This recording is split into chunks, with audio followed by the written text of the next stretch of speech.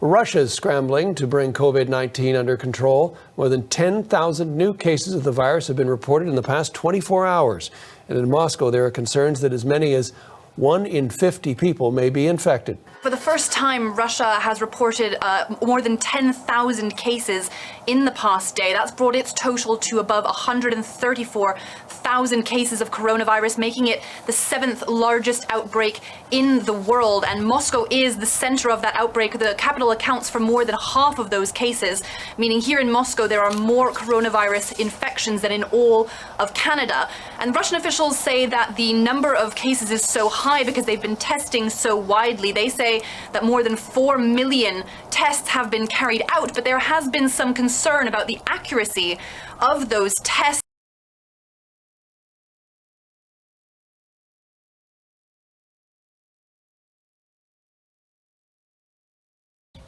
These men from the Popular Mobilization Forces, or PMF, are the first line of defense in one of Iraq's most dangerous areas. Across the river lies an ISIL stronghold, yet their outpost at Mukayshifa in Salahuddin province has no thermal cameras, not even a generator to power the lights when electricity cuts out at night. There is no support for us, no equipment, no armor, no clothes, no heavy weaponry.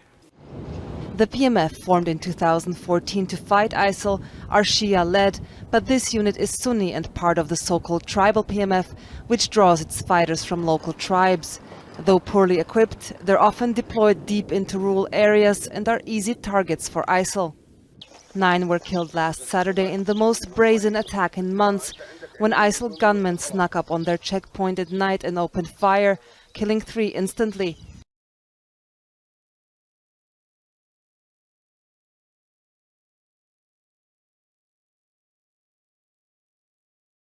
Japan's Prime Minister Shinzo Abe has announced he's extending his country's COVID-19 state of emergency until the end of May.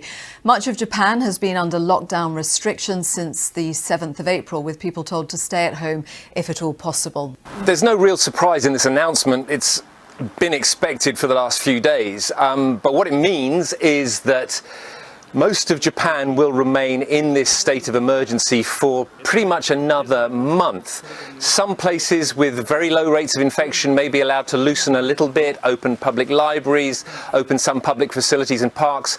But places like Tokyo, Osaka, the big urban areas in Japan will remain under this state of emergency, under this advisory for people to stay home if at all possible.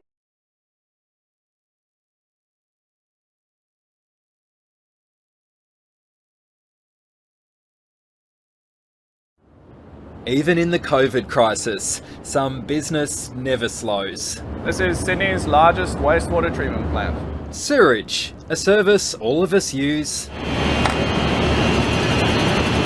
So what better way to screen the masses? Scientists are using machines like this to collect samples and in their labs testing them for COVID-19. We can detect the remnants of the virus.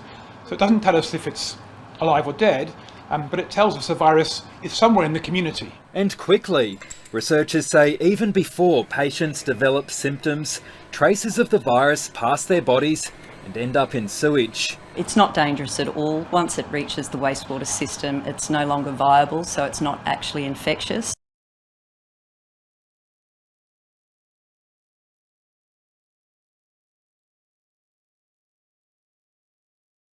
Step-by-step, life here in Berlin is getting back to normal. If you see the balloons here at this falafel shop, well, that's really the measure of the happiness of the shop owner with whom we just spoke. They've been waiting for weeks for this to happen. Also happy are people who own hair salons, people who work in zoos, places of worship.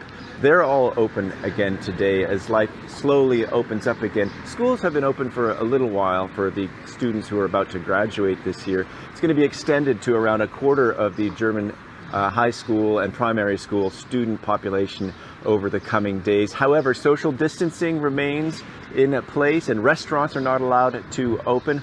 The federal government and regional governments will be meeting later this week to look at further steps in terms of lifting lockdowns. However, there is a significant fear of a second wave of infections.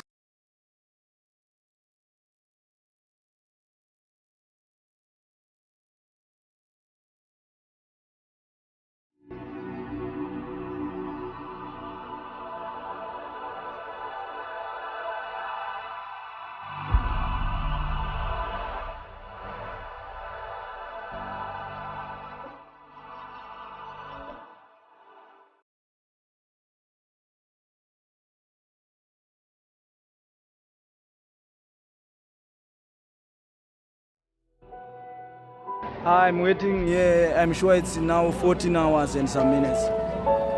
14 hours and some minutes. Since yesterday, I was waiting here.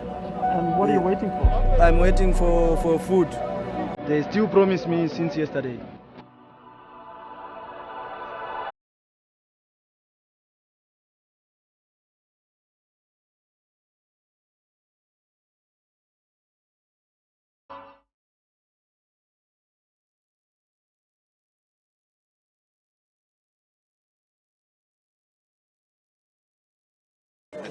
Madagascan President Andry Rajoelina has officially launched a medicine he believes can prevent and cure patients suffering from COVID-19.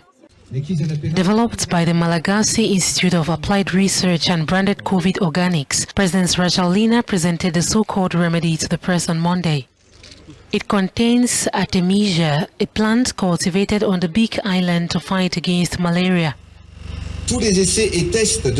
All trials and tests have been conducted, and its effectiveness in reducing the elimination of symptoms has been proven for the treatment of patients with COVID-19 in Madagascar. President Rajoelina said Monday that it had cured 2 COVID-19 cases.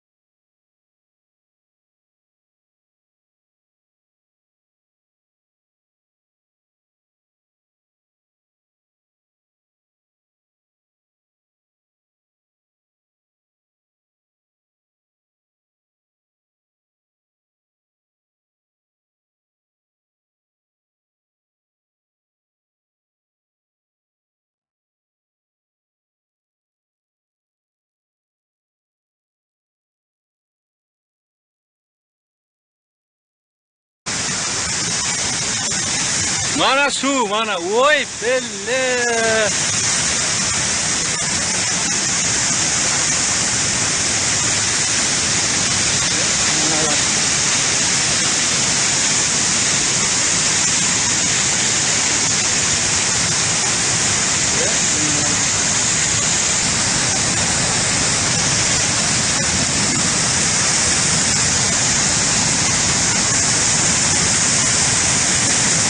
Ana suombor, ana suombor. Yeah.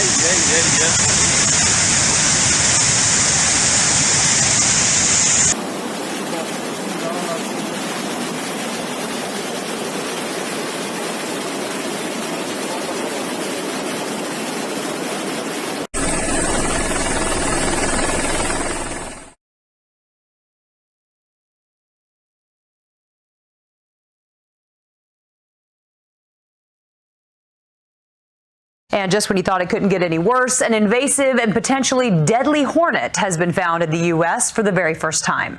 Asian giant hornets, nicknamed murder hornets, have a venomous sting that can kill someone if they're stung several times. They're even strong enough to puncture a beekeeper's suit. Scientists say the 2-inch-long hornets were spotted in Washington state in December and have been attacking beehives. It's still unclear how they made it to the U.S.